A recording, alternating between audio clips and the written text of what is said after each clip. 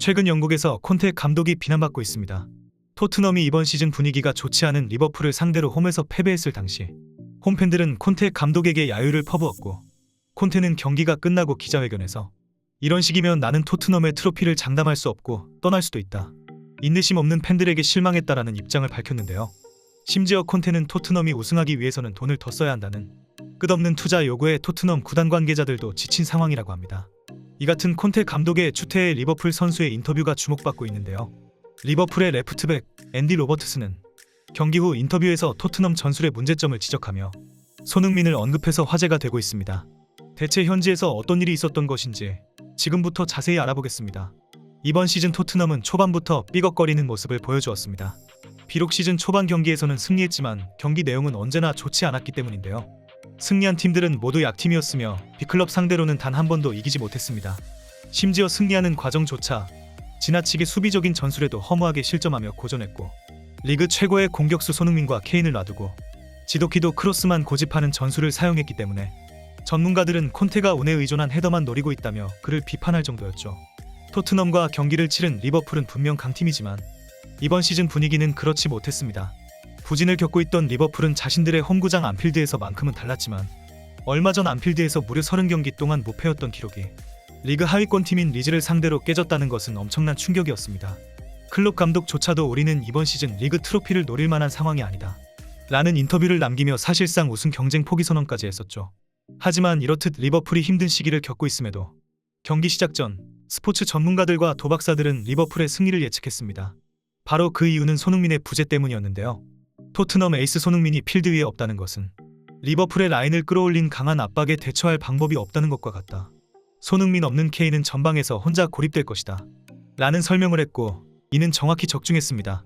실제로 전반전 내내 토트넘은 리버풀의 거센 압박에 정신 차리지 못하며 어이없는 실책을 범하며 순식간에 2점을 실점했고, 이후 후반전 걸어잠그는 리버풀을 상대로 총공세를 퍼부었으나 케인 혼자서 리버풀의 수비진을 뚫기에는 역부족이었습니다. 경기 후 리버풀 선수 로버트스는 인터뷰에서 콘테 감독의 전술에 어떤 문제가 있었는지 지적하며 화제가 되었는데요. 오늘 우리는 전술적 우위를 점하고 있었다.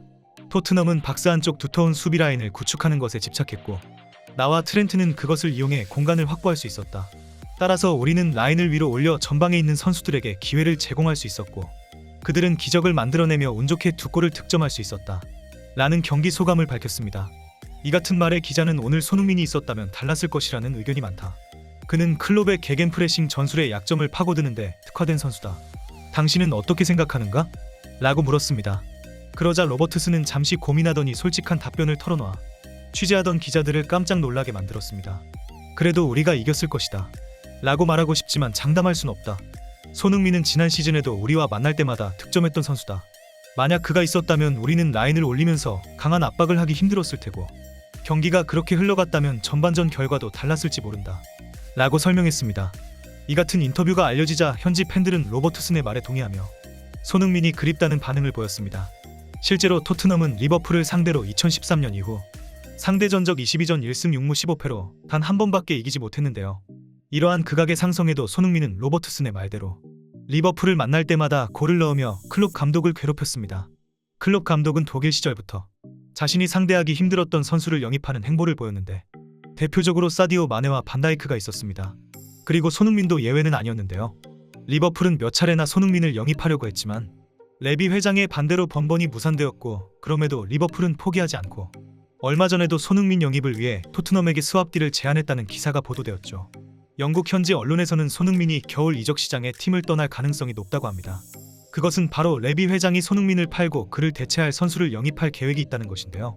그렇게 된다면 그동안 손흥민 이적을 가장 방해했던 레비라는 큰 걸림돌이 사라지는 것이니 이적할 가능성은 매우 높은 것이죠. 손흥민 선수의 쾌유와 B클럽 이적을 응원하며 오늘 준비한 영상 마치겠습니다. 끝까지 시청해주셔서 감사합니다.